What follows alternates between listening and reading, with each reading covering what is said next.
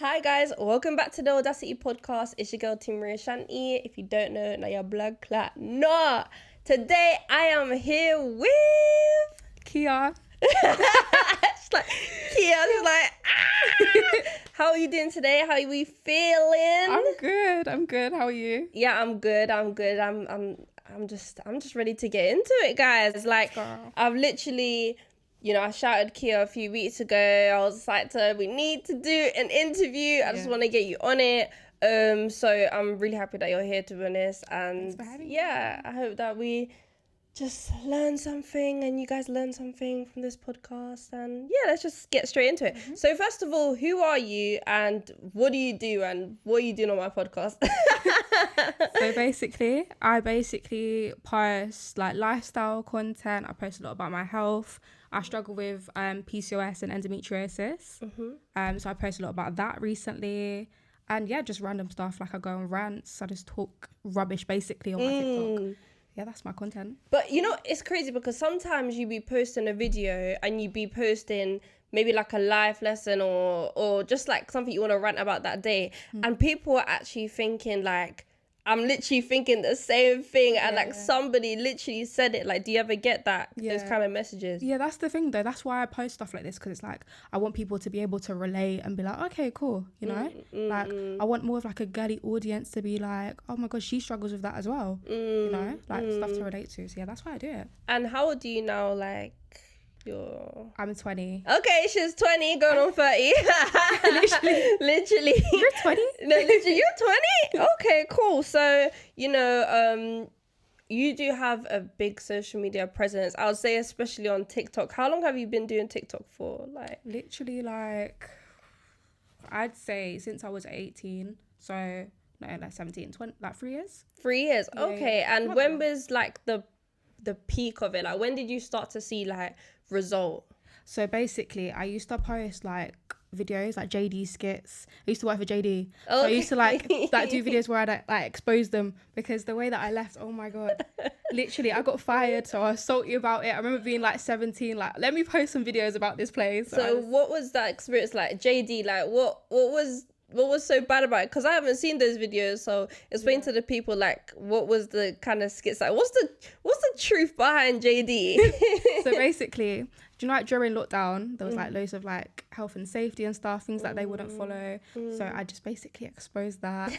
And I was getting millions of views per video. It was doing well, but then I just stopped because they were like, listen, you carry on posting videos, we're gonna take you to court. We're gonna take you to court, like. Yeah. So I was like, okay, cool. But yeah, that did really well. That's how I started.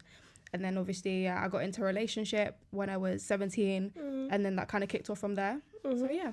Okay, so like even I can somewhat relate to that, because like I worked in like a big luxury store, which I know I definitely can't say because I know they will take me to court. But it's so crazy when you actually work somewhere and you see the behind the scenes of it, and you're just thinking like, rah, like if people only knew like the truth. Like how would you say like your healing process right now, like your healing process, how is that for you? It's good. I feel like I've taken a lot of time to just think for myself, be alone. And, like, I feel like when you go through stuff, a lot of the time your girls are just saying to you like, okay, let's go out, let's do this, let's do out, let's go drink. And it's like, no, I don't want to drink. I don't want to do that. I just want to be sad in my bed. Let me listen to Summer Walker and let me cry, please. Yeah. Just for a few days, Yeah. So I think it's just important to just like be by yourself and understand your thoughts and not consume your body with loads of alcohol and drinks and like vapes, whatever, smoking. Just really take the time to heal and be at home, Yeah, I think the thing, that last sort of sentence you said, like be at home, like you don't realize until like you break up with somebody how much you're not actually at home. Yeah. Like or how much time you actually take to yourself. Yeah. And it's crazy because then when you sort of look back at old pictures of yourself, you're thinking, wow, like I look so ill like with that person. Like I don't look 100%. Like the person always looks 10, going out, they're enjoying themselves, and then you're just there like and then everyone looks at you as like, oh, they're the crazy girlfriend, or do you know what I mean? Or like, because I went through a similar situation with someone that is known. So it was like they were always looking on point, but then I was not looking on point, and I was just sort of letting go of myself and everything that I should be pushing towards for myself. Yes. And I think that's about self-reflection, and it's also about taking accountability for your actions as well in that moment, like when you're with that person. Yeah, of course. Yeah. So yeah, like touching more like into being in like a public relationship, like what was that for you, and sort of like coming out of it? And I didn't realize you were so young when you got into it too. Yeah, I was 17. So literally, like what would the 20-year-old Kia say to the 17-year-old Kia? Beware. I would just say take things slow, you know, because do you know what it was? I moved in, I was at uni at the time, and I moved straight in with my ex.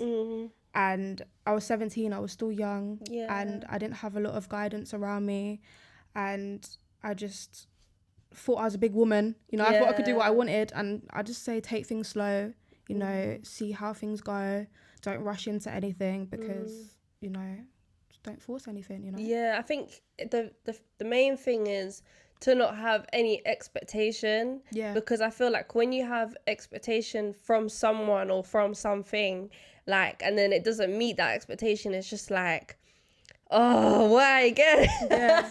Yeah. Like, but you just gotta think like, don't let love fool you. And I think, you know, you done so well to sort of keep that relationship going for so long as well. Like 3 years is not an easy time. Like with me, I have a very short attention span. So for me to really be with someone for that long, like it's got to be a lot of love and a lot of commitment. And I guess that's probably how it was. Yeah, it was good. I had a good relationship, but you know, things happen, and you know, it's just, it is what it is. Yeah. Know?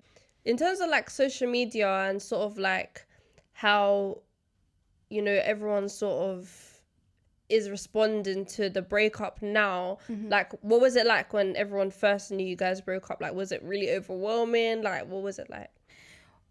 It's because the way that everyone found out was not in a nice way. You know, I walked in, and you know, I wasn't expecting to see what I saw, and obviously like out of anger I kind of just posted something, and then all of a sudden the whole internet knows about it. So my phone was just bombarded with messages, and you know, obviously like it wasn't all positive, and it was a lot for me. So I kind of just had that time to just be, you know, at home with my family, with my mum, and just process everything. Yeah. It wasn't easy, especially when you're in the public. You know, never mind being in a relationship that's not public. Yeah. You know? Like people don't realize how stressful it is. No. Yeah. So what was it like, you know, with your mum, with, you know, your family at home? Like, what was the support network like for you? I have an amazing family. Like my mum's always there for me. She's amazing. My stepdad's always there for me. I've got my siblings, and obviously I haven't been at home for years, so the fact that I'm at home now, I really appreciate my family more and the love that I've got.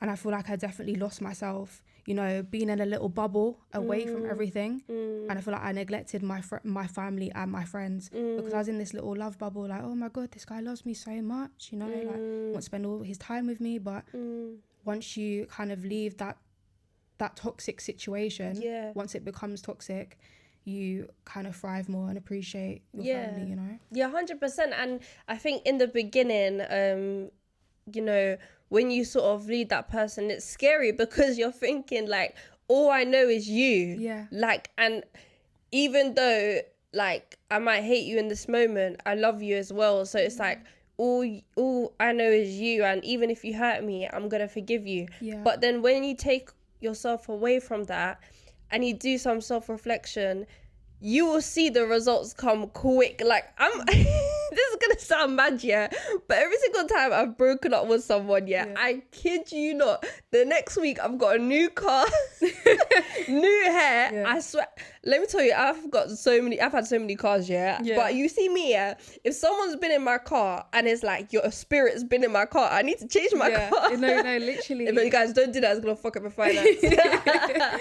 But it's like, I just need to have a fresh start because who do you actually think you are that you don't think that I can leave you and I can find something better, or I can actually find better in myself? Exactly. Because that's another thing as well. Like, I don't know if it was the same situation for you, but sometimes it's like they're saying, oh, you're never going to find someone better than me, or you're never going to... Did you get it? I've heard that one many times.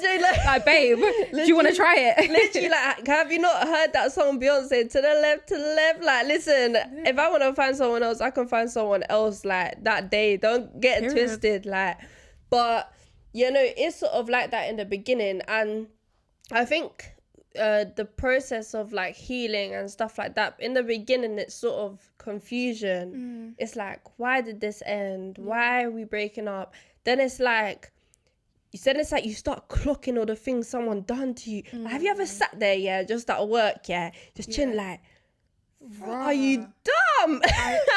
I went through that. Yeah. Why did you do me like that kind of thing? Yeah, you do deep it. 100%. Like, sometimes I'll just be having my snacks, like, raw, like, never this guy just done it. Yeah, it's true. What was the good times about it, would you say, or some things that you learned from it? I definitely learned, what love is. Like, of course, I loved the guy. I spent years with him. But there's certain things, like, I learned self-respect once I left. But while I was with him, I learned how to love someone unconditionally. But do you think... All right, cool. I'm going to question you on this, right? Because do you think it's love... or do you think it's being Delulu? I'm just asking... Maybe. Because you know what? Like, he was one of my first proper boyfriends. Yeah, that's why. So, I don't know. Yeah. I don't know. I would say it was love, definitely. Like, I don't know your relationship from Adam's because I wasn't in it. Yeah. But I could just, like, say from my personal experience, like, I think for me as well, like, it was love.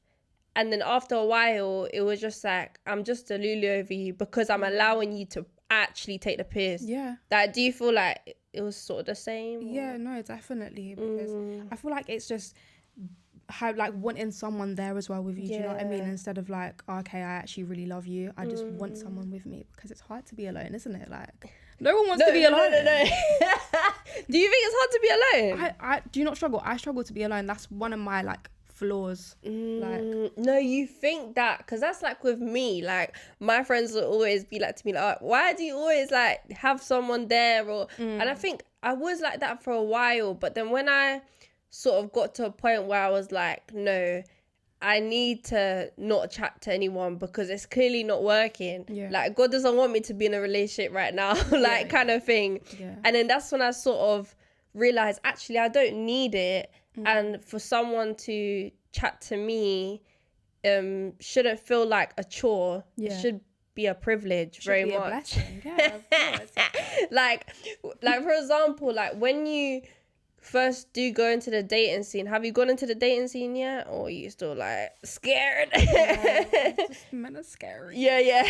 I'm not there yet. Or has anyone sort of crept in your DMs? I've had DMs, but it's just like replying is scary. Like, I'm not gonna lie, the other day I did reply to a DM and I said, like, some guy said hi, and she was like, bye. I was just like, how do I end this? I said hi and I regretted it. I was like, how do I end this now, please? Because you're just gonna end up breaking my heart. Like, just leave me alone.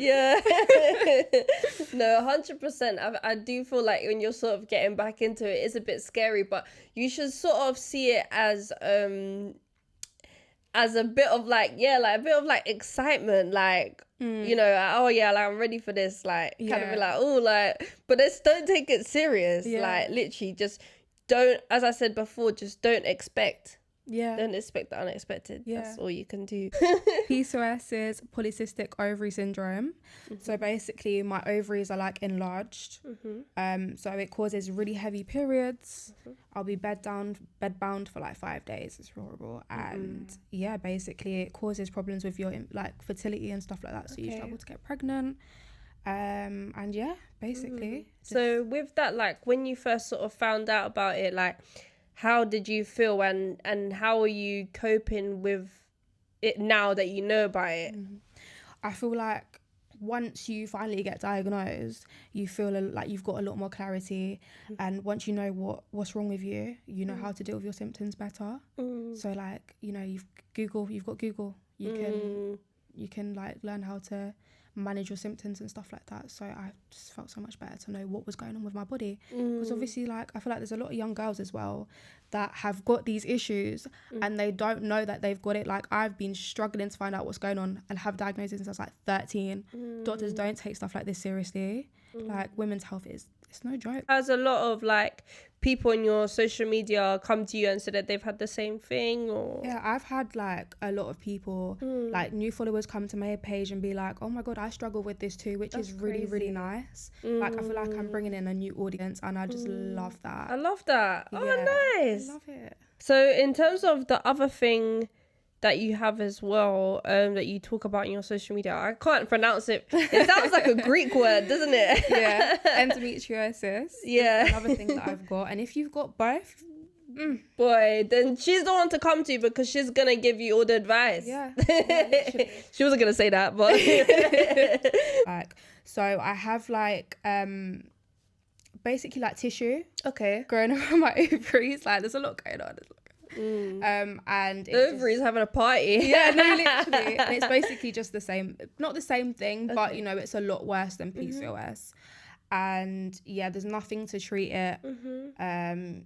The way that you do treat it is like through like a keyhole surgery. So they like put a camera and they see what's going on, and they just try remove it. And you just got to deal with it. Like, the only solution is birth control. Yeah. These things. Yeah. All they do is like take the pill. Literally take the pill. I don't want to. No, literally, the pill causes you a lot of I don't know how it was for you, but for me, like, it makes me really snappy. Yeah. And it makes me want to eat more, even though I'm already greedy, but but was it like that with you? Yeah, no, literally, like, and the weight gain is no joke, isn't no. it? It is no joke. It just jumps. But if it was going somewhere else, I wouldn't mind. I'd take that shit every day. That's what I'm saying. Literally, like, it'll go straight to my belly. And but yeah, no, it's not. Birth control isn't the solution. No. Like, it's not good for us. It's not natural. Like, literally. leave us alone, please. Find a solution. Yeah, find a solution, please. A herbal tea or something. Yeah. So in terms of like your, you know, we've spoken more about like your physical health. Like, in terms of like your mental health, dealing with, you know, what you have now. How has that been, and what do you do to sort of minimize stress? I do. She's like, I don't even know. I do a lot of journaling. Like, I feel like that's important. You know, I've got like a little 6-minute diary. You go through it every day. You write what you want to do in the mornings and stuff. And then when you go to bed, you write what you've accomplished. And it's actually so good for your mental health. Literally, you should try it. Like, I always get those books, but I never finish it. Yeah. I'm so crap, man. Like, it's hard to get your mind straight in it, because like, it's easy to buy it, but like actually like writing in it, you've got to be in the right mind space. But yeah, it helps, girl. Yeah. Oh, I've got some dilemmas for you. I'm gonna ask you maybe 3 or 4. They're pretty all right, to be honest. So yeah, let's get into it. So the first one is, would you rather have 1 life for 1,000 years or 10 lives for 100 years each? Ooh. So how long's that? 100 years? So that's basically like a... So the first one is 1 life for 1,000 years. So basically this life for 1,000 years, or 10 lives for 100 years. So you basically have a new you for 10 times. Different lives, 100%. Why would you want to live? Why would you want to live for that long anyway? Like, you know, when you get old, I feel like some. I spoke to this old lady the other day, and she was like, are you not scared of death, kind of thing. So I was like, are you? What the hell? And she's like, no, I'm ready to go. It's sad, but she was like, I'm 95, I've lived my life, I'm ready to go. And I feel like you just get to the point there where you're just like, it's enough. It's sad, isn't it? But it's true. Like, I'm getting to the point now. What the hell? No, I'm joking. But yeah, no. So you would pick the 10 lives? Yeah. Oh, okay. Would you?